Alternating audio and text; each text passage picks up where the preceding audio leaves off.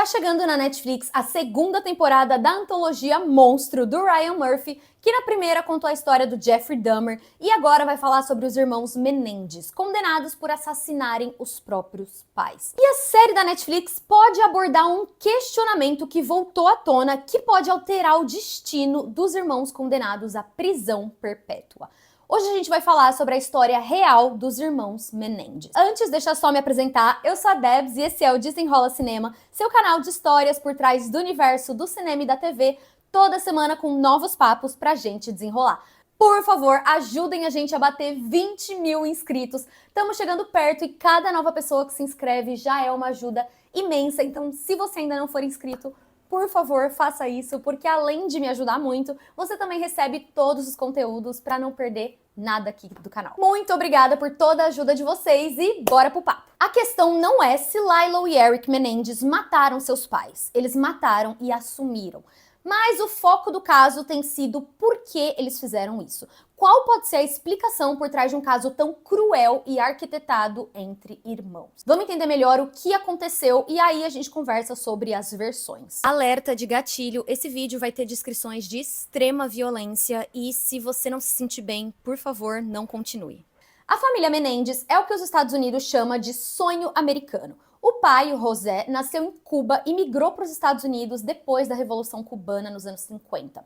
E depois de morar um tempo no sótão de um primo, ele conseguiu uma bolsa de estudos através da natação e foi para a universidade. Lá ele conheceu a mãe dos meninos, Mary, que era a garota popular da escola. Eles se casaram nos anos 60 e se mudaram para Nova York, onde o José se formou em contabilidade e virou um executivo do entretenimento. Então assim, a vida americana pode ser linda. Ele virou chefe de uma gravadora chamada RC Records e participou da contratação de bandas como Duran Duran e Menudo. Guarda essa informação porque ela vai ser bem importante lá na frente no nosso caso. Eles tiveram 2 filhos com diferença de idade de 2 anos. O Lilo, que é o mais velho, e o Eric.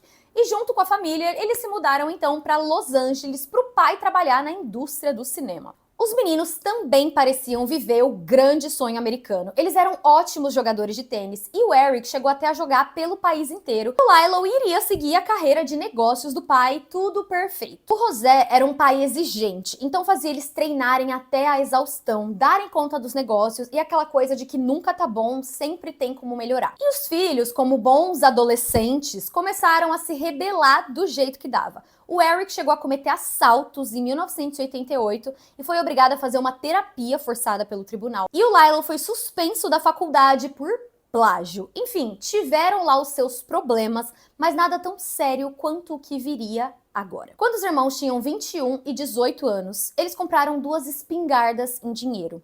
E no dia seguinte foram até um centro de tiro para praticar. Até que na noite de 20 de agosto de 1989, os pais estavam assistindo TV em casa, quando os 2 irmãos entraram carregando 2 espingardas calibre 12 e dispararam tiros contra os seus pais, deixando os 2 praticamente irreconhecíveis. Quando viu os primeiros tiros, o José teria gritado "não, não, não", antes de ser atingido 5 vezes na parte de trás da cabeça. A Mary, mãe deles, chegou a rastejar pelo chão enquanto eles recarregavam as armas, mas não conseguiu fugir e levou tantos tiros que ficou com o rosto desfigurado. Os 2 então se livraram das armas e encenaram uma surpresa com o que tinha acontecido. O Lilo ligou para a polícia dizendo que alguém tinha matado seus pais. E quando a polícia chegou, viram o Eric, que era o mais novo, soluçando no gramado. Quando eles entraram na casa, a cena era tão violenta que a primeira suspeita foi de um ataque da máfia, de possíveis rivais do executivo José. A polícia começou a investigar os inimigos ou pessoas que poderiam ter motivos para matar o casal de forma tão brutal. E enquanto a investigação corria, os irmãos Menendez não agiram exatamente como jovens que tinham acabado de perder os pais por um crime violento. E em 6 meses, eles gastaram cerca de $700 mil da fortuna da família. O Lilo comprou um Rolex, um Porsche, várias roupas, um restaurante em Princeton, que é onde eles moravam antes. E o Eric comprou um Jeep, contratou um treinador pessoal de tênis e participou de campeonatos em Israel, inclusive. Ele também fez um investimento de $40 mil num evento de rock que nunca aconteceu. Eles abandonaram a casa dos pais em Beverly Hills e compraram cada um uma mansão num condomínio próximo. Eles também tiraram férias, foram para o Caribe e foram para Londres e esperavam receber uma pólice de seguro de vida de 5 milhões do pai. E nem foi isso que fez os dois virarem os principais suspeitos, não, porque eles já tinham dinheiro mesmo. Mas o que aconteceu foi que o Eric, num momento, voltou a fazer sessões de terapia com um médico que já atendia ele antes, chamado Dr. Oziel.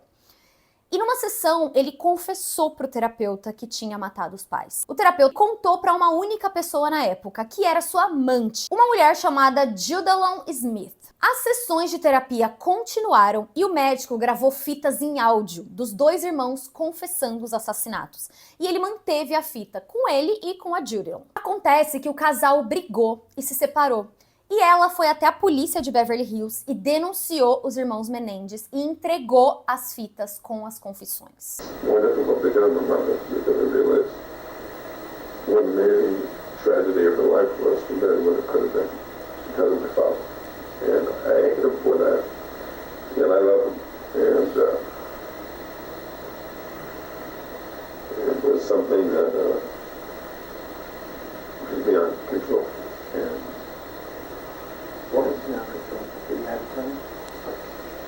Eventually it had to happen. It was basically ruining my life and I guess lives.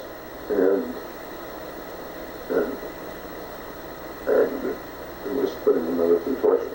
O Lyle, então, foi preso no dia 8 de março de 1990 e o Eric estava em Israel jogando tênis nesse momento. E voltou para Los Angeles 3 dias depois para se entregar para a polícia. E a defesa deles alegou que a fita não podia ser usada como prova, porque se enquadrava naquela relação médico-paciente que é sigilosa. E foram 2 anos até que a Corte da Califórnia decidiu que 2 das 3 fitas eram elegíveis para irem a julgamento, incluindo uma delas que tinha o Lyle admitindo a culpa pelo crime. E só aí, 2 anos depois, é que o julgamento começou de fato, em 1993, com transmissão na TV a cabo e júris separados para cada um dos irmãos. Imagina isso passando na TV. Alimentou uma obsessão das pessoas. Imagina todo mundo acompanhando todos os dias, ao vivo, o julgamento de irmãos ricos que tinham matado os pais. Era uma novela e eles eram as celebridades. Pois, dentro do tribunal, a acusação disse que a motivação do crime foi dinheiro e que os irmãos estavam atrás da herança da família. Mas a defesa deles disse que o motivo da morte foi legítima defesa. Mas do que eles estavam se defendendo? Eles alegaram que durante anos foram molestados pelo pai com o resguardo da mãe deles. O Lyle teria sido abusado dos 6 aos 8 anos de idade e o Eric dos 6 aos 18 anos, ou seja, época do crime. A advogada do Eric, Leslie Abramson, que se tornou uma estrela durante o julgamento, argumentou que os dois agiram em legítima defesa depois de crescerem em um lar tão violento e traumatizante. O Lyle deu detalhes sobre os abusos que sofreu na infância e disse que dias antes do crime tinha confrontado o pai que ainda abusava do Eric. E que recebeu a resposta do pai como uma ameaça de morte e esse foi o motivo dos ataques. He lined himself up when he started going into me like he had always done, but this time he was going in too far. And I said, "Dad, please stop." And I said, "Dad, you're hurting me." And he just kept on going further. At one point, I just started screaming, and I started saying, "Stop, it hurts, it hurts." And he just went all the way in. And did that hurt? Yes. And how did you react to that pain? I just sort of died off. I didn't, I stopped screaming, and I just sort of left myself. You left yourself? I just pretended that it wasn't happening. I pretended that the pain wasn't happening, and I just went away in my mind.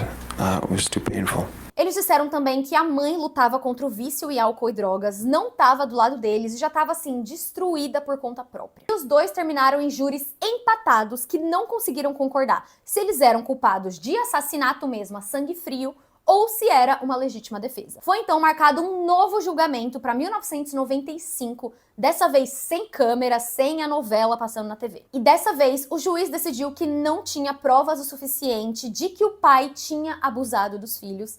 E pasmem, lembra da mulher que entregou as fitas para a polícia, a Judalon?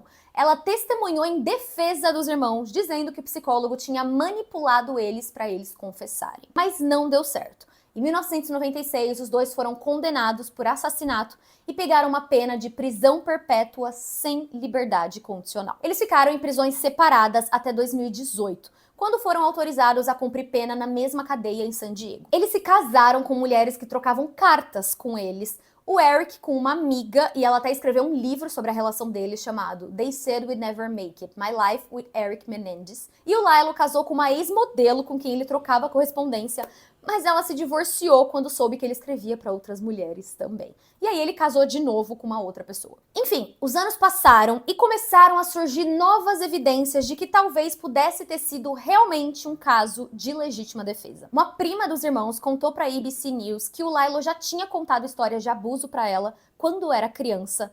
E pasmem, uma nova vítima do pai deles apareceu. Lembra que eu falei que o pai dos Menendez, o José, era dono de uma gravadora que contratou a banda Menudo? Pois então, um ex-membro do Menudo, o Roy, contou numa nova série produzida pela Peacock que foi estuprado pelo José Menendez, pai dos meninos, quando tinha 14 anos de idade. Vamos entender. O Roy contou ter sido abusado durante anos pelo empresário do Menudo, um cara chamado Edgar Dias. E o pai do Menendez era dono da gravadora, né? E segundo o Roy, o empresário teria oferecido ele pro José Menendez, numa tentativa de fechar um acordo entre a banda e a gravadora. Ele contou que foi drogado e estuprado dentro da casa dos Menendez, numa viagem de trabalho até lá. No vídeo, ele aponta para uma foto do José e diz: "Esse é o homem que me estuprou, esse é o pedófilo." And how did you feel about Jose Menendez? I don't feel anything. I feel that he deserved it. Una persona que hace daño a un niño y más a un hijo no merece vivir. E o Eric Menendez disse que lembra de ver o Roy com o seu pai na sua casa quando era criança. E que o pai dele era uma das pessoas que estava selecionando os novos integrantes do grupo. Ele lembra do pai pegar uma das crianças, o Roy, e dizer que ia conversar com ele a sós. E ele contou em uma entrevista por telefone que sempre acreditou que um dia a verdade sobre o pai fosse revelada, mas nunca quis que fosse desse jeito, resultado do trauma de outra criança. E que isso deixava ele muito triste. E aí tá rolando uma movimentação para que, quem sabe, aconteça um novo julgamento nos próximos anos que poderia reduzir a pena dos irmãos Menendez se eles de fato mataram os pais por legítima defesa. Os advogados também dizem terem descoberto uma carta escrita pelo Eric Menendez falando para um primo sobre ter sido abusado pelo pai até o fim da adolescência. Em maio de 2023, foi apresentada uma petição no tribunal falando que essas novas evidências vão contra aquela ideia de que eles mataram por dinheiro e que o pai não abusava deles e tal, e que eles querem que a condenação seja anulada e que haja um novo julgamento. A última atualização é de que a petição estaria sendo revisada por um juiz, e aí a defesa deles teria que explicar por que essas provas não foram apresentadas na época, tipo a carta, ninguém tinha achado? Como assim? Então ainda é um processo bem longo, a gente não sabe nem se vão aceitar que o caso seja aberto de novo. E do outro lado, tem muitos argumentos contra eles também, além do próprio crime, que foi muito violento, e o fato de ter sido premeditado.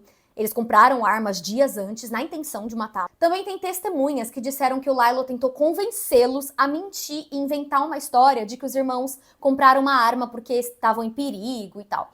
A ex-namorada do Lilo disse que ele pediu para ela dar um testemunho falso de que o pai teria drogado e estuprado ela, e que ela se recusou a falar isso no tribunal. Especialistas falaram pro LA Times, tipo, olha, sem querer pré-julgar nem nada, mas essas novas informações podem ser o suficiente para um programa de TV, mas não é necessariamente o suficiente para vencer uma petição. Mas aqui para nós do entretenimento fica a curiosidade de como a Netflix vai retratar essa história. Se ela vai trazer esse pai abusivo e, enfim, as violências que ele teria cometido contra os filhos, como que isso vai ser mostrado e também que tipo de repercussão isso pode ter no mundo real. Eles não são inocentes, eles de fato mataram os pais, assumiram, mas segundo a defesa eles querem que o mundo entenda o porquê. E agora eu tô muito curiosa para saber o que a Netflix vai fazer Porque na série do Dahmer, a gente já viu que, enfim, eles se aprofundam mesmo, assim, no que teria acontecido antes, durante, e as motivações e tal. O do Dahmer, obviamente, não passaram pano pro assassino. Na minha opinião, não. Eu sei que tiveram opiniões controversas, assim, e teve gente que achou que, enfim, eles glamorizaram.